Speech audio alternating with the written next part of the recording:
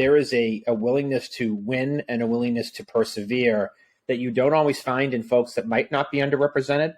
And to me as an investor, I like to back founders that have that willingness to do anything for their company to win. Because when you look at why companies fail, a lot of people think it's because they run out of money. The reality is it's not. It's because the founder quits at this stage. The product piece, I don't get enamored with product because it's going to change and they're going to pivot over time. I really get enamored when I meet a founder that you look at them and you go, I don't know if this product's going to win, but this person's going to win, and I'm backing that. Hey everyone, this is Prashant and I'll be host for the VC 10X podcast, and today we have Steve Walsh with us. Steve is the founder of Hands On Angel. He's an entrepreneur and angel investor with a 20 plus year executive portfolio across the sales, marketing, and operations divisions of some of the largest technology and media companies like Comcast and Cox Communications.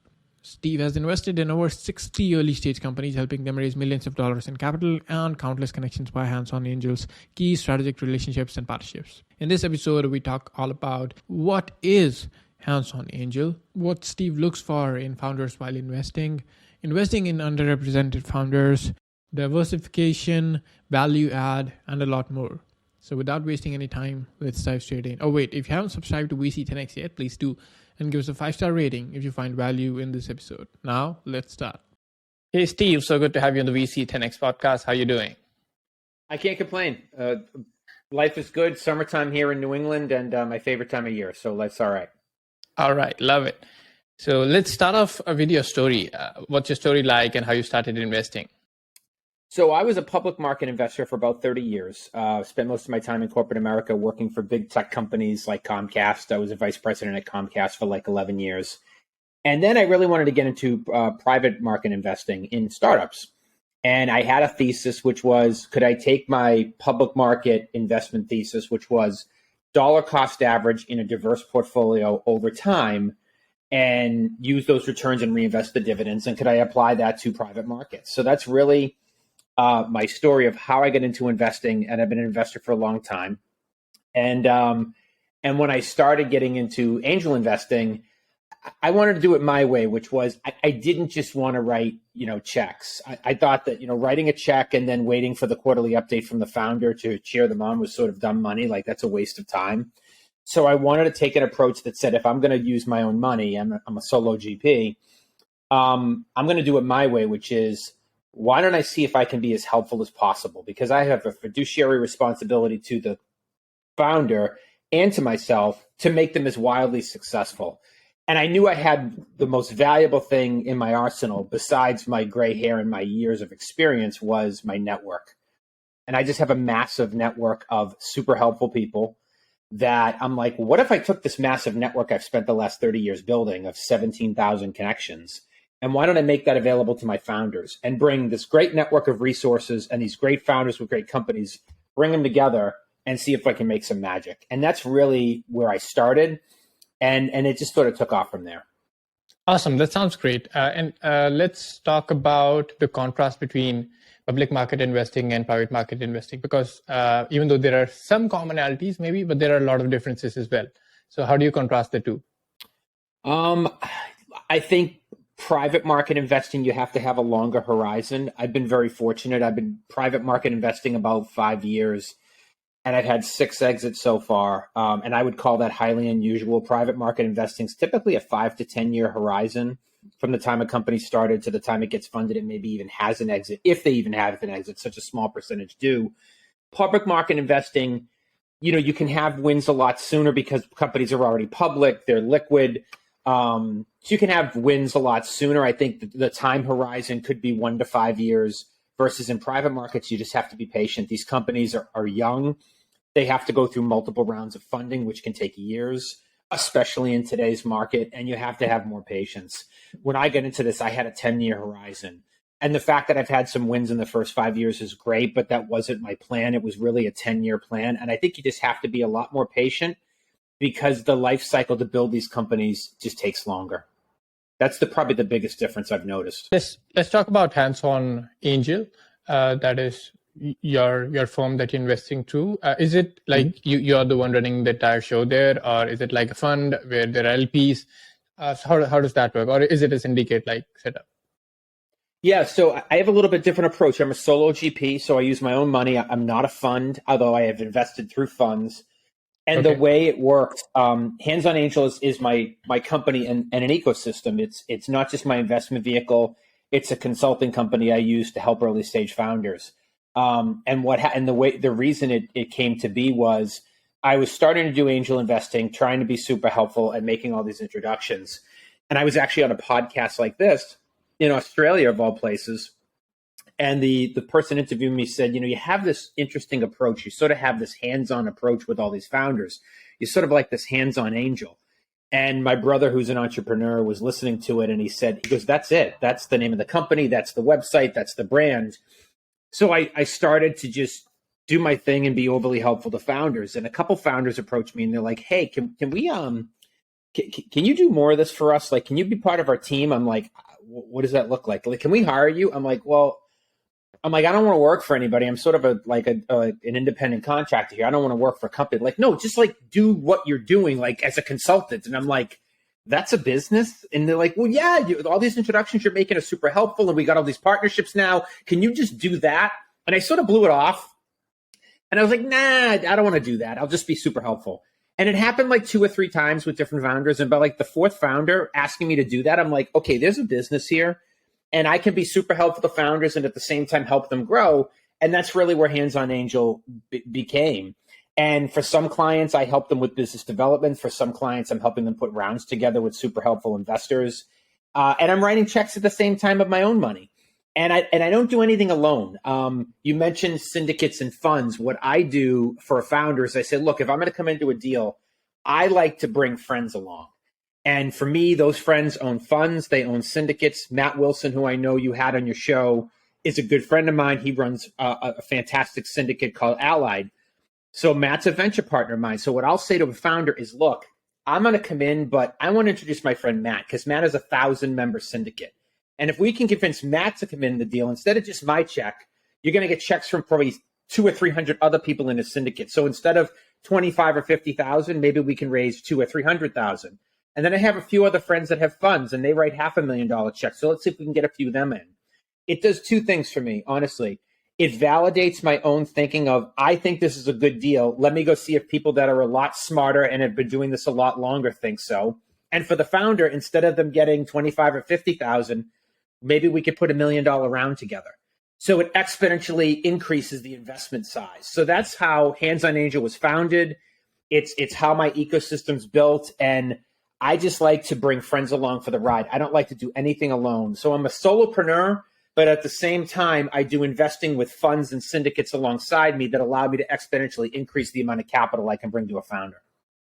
Got it. Yeah, that sounds like a great business. And I've seen multiple investors do that on the side, wherein they're helping founders help raise their funds and other things.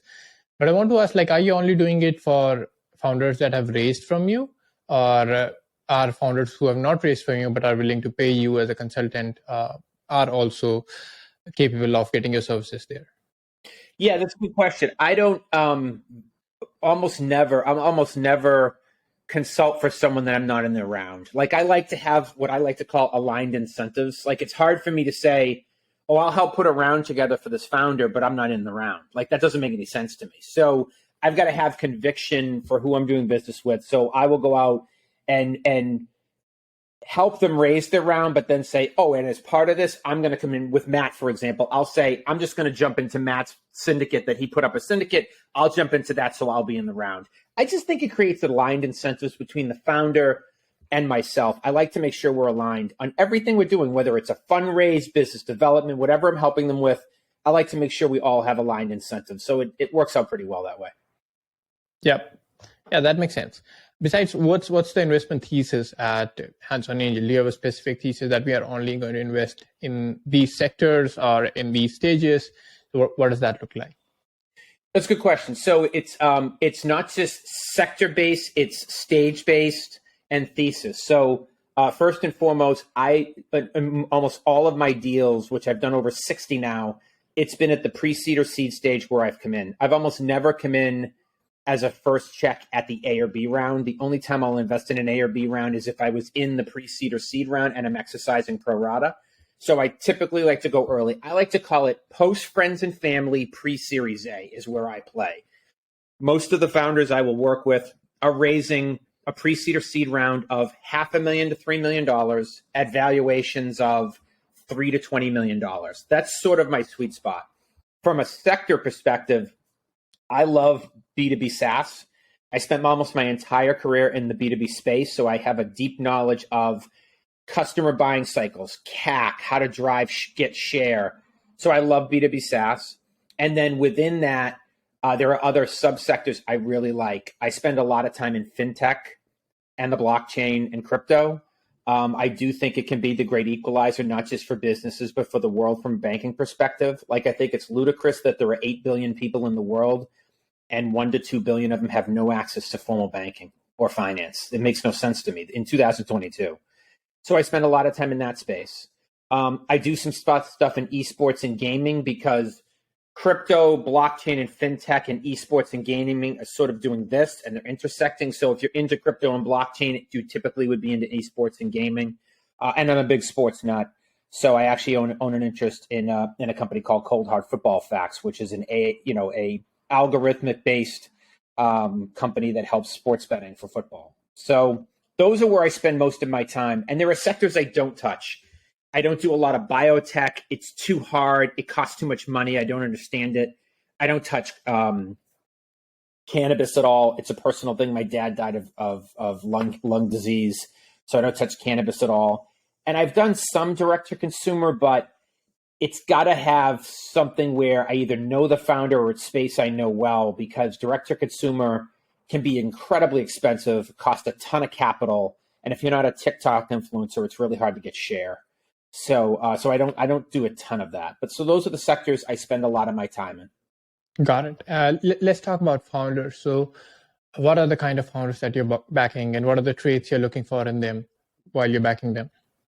So if you look at my portfolio, it's interesting because about a third of my portfolio is actually underrepresented founders. And it's interesting because when you look at me, you look at me and go, wow, he's not an underrepresented guy. But I look at it as a competitive advantage. So if about a third of my portfolio is female founders, LGBTQ founders, Latinx founders, African American, everything under the sun.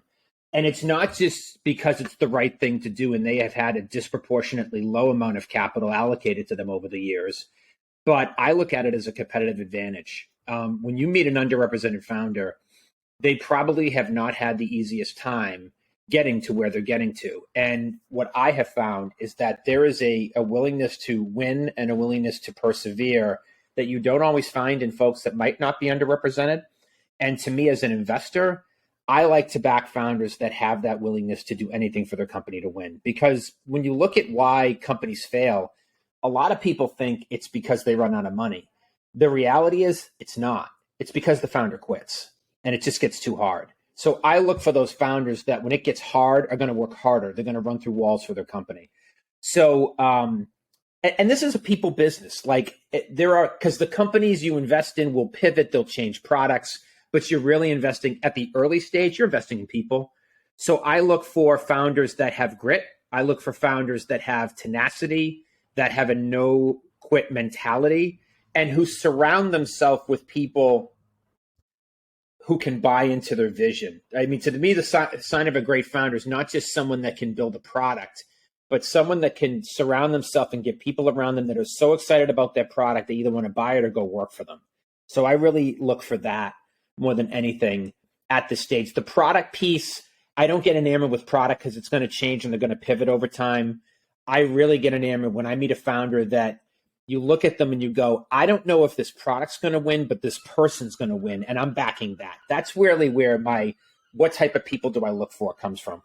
Yep. Yeah, that sounds great. That sounds like a great approach, because eventually it's the founder who's going to win, because the product is going to pivot. And I've had GPs and investors on this podcast who have said that our biggest regret is not investing in a good founder because we didn't like their product, right? Because eventually they did a pivot and the product is doing great and they're doing numbers, right? So that is a great approach to invest in founders more than the product, right? Besides, let's make this interesting. So what has been the most contrarian investment you've made till date? Most contrarian investment. I'll use an example I use all the time. I invested 3 times in a company called Steezy, which is it's a dance app, really. So think of TikTok meets Dancing with the Stars. It teaches millennials and Gen Zs how to hip hop dance and pop dance and all different types of dance. Couple things to know about me: I can't dance, I stink at dancing, and I hate dancing. And it's direct to consumer, which I just said I don't do a lot. But I met the founding team and I loved them. The growth was insane. They were very capital efficient. And then I look at the co-investors that brought me the deal, and it was like Jason Calacanis and like the laundry list of people in the cap table. I'm going, these are some of the best investors in the world, and they're all pouring money into this company. And I'm like, well, what the hell do I know? I met the founders, and I'm like, I can't tell you how the hell they're going to acquire customers, and I can't tell you how they're going to control the CAC from getting out of control, but I can just tell you this team's going to win. And they have. And I've invested 3 times. So that's one where it was a founder bet and it was a co-investor bet because of people I know. And I'm just like, I'm going to come in. And it was, and since then I've come in 2 more times. Got it. Yeah, that's great. Awesome. Besides, one more interesting question. Let's say you could go 5 years back and invest in one company of your choice. So it doesn't have to be your portfolio company. So any company, right? Which company would you back?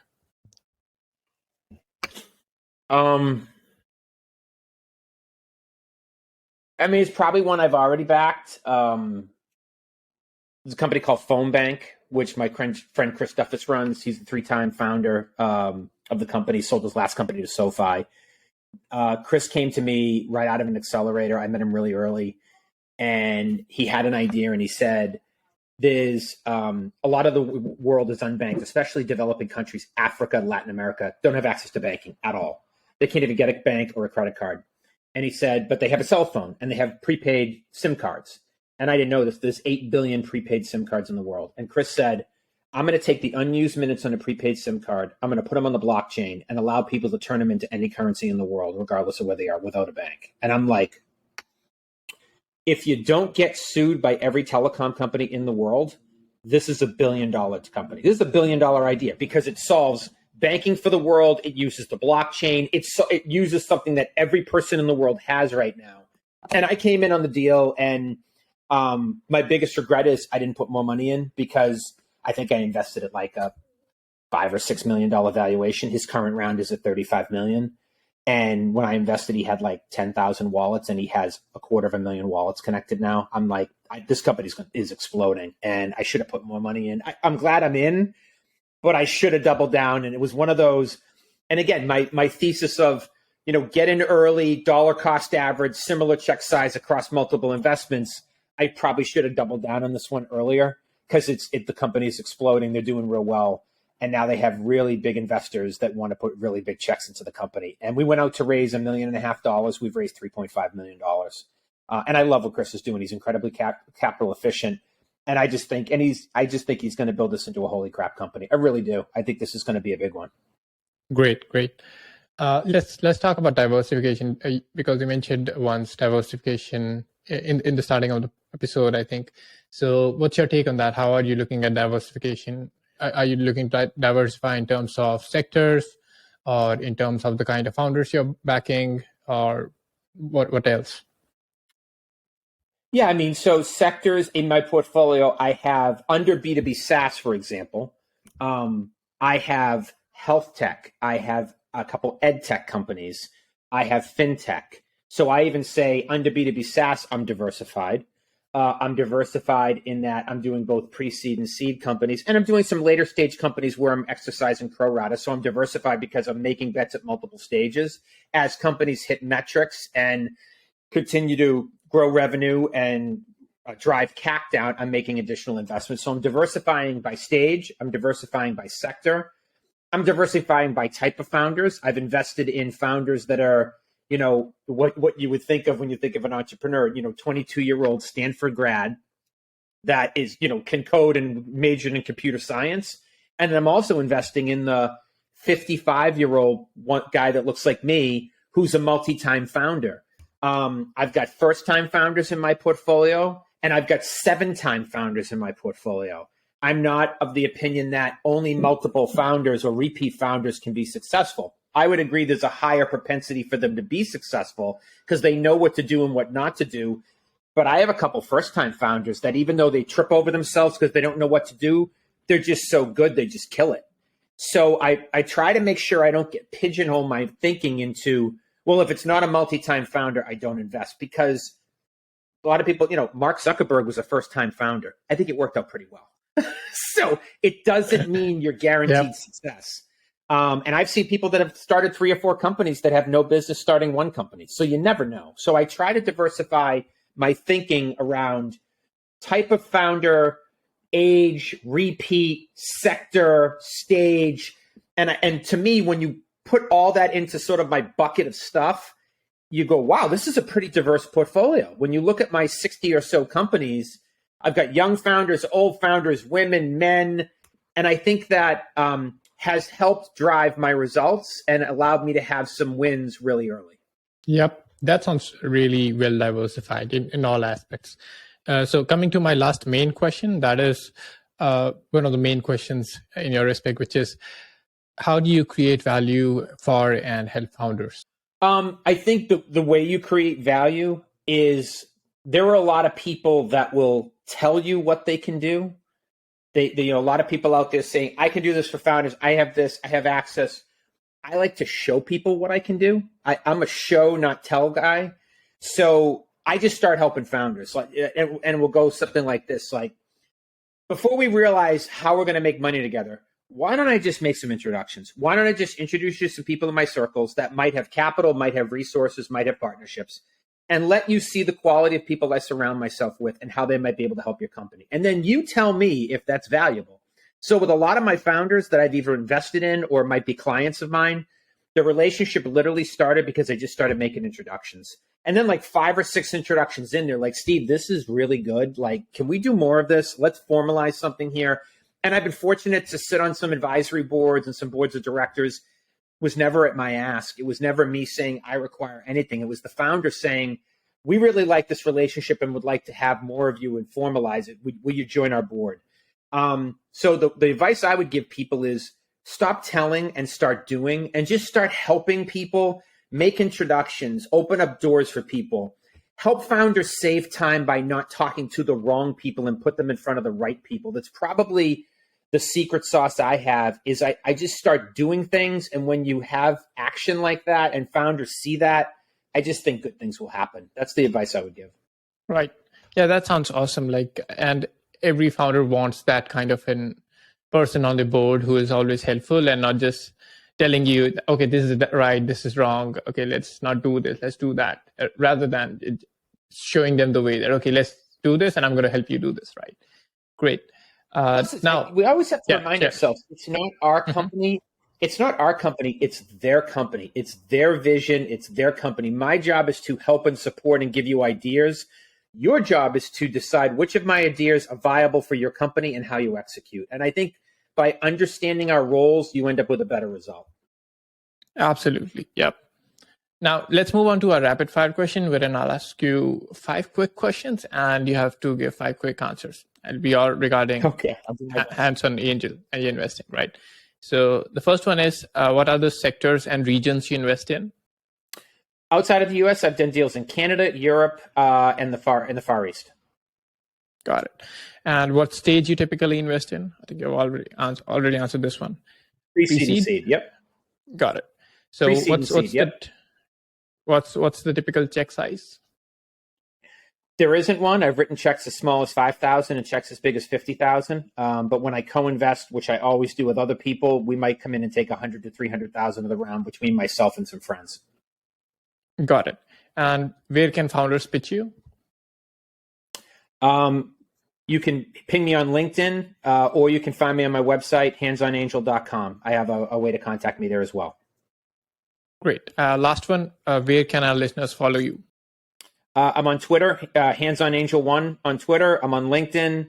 Those are probably the 2 most prominent things I do. And I do some Twitter Spaces stuff on Tuesday nights with some founders, which is fun. And also on Entre, ENTRE, joinentre.com. It's a online platform. It's one of my portfolio companies for creators. I do some investor office hours there where I talk to potential founders who do pitches, and we give them critique on their pitches. Got it. Sounds awesome. All right. So I'll make sure to put all those links that you just mentioned in the show notes below. Thank you for coming on. It was a pleasure talking to you, and happy investing. Thank you, sir. Enjoy your day. My pleasure. Same to you.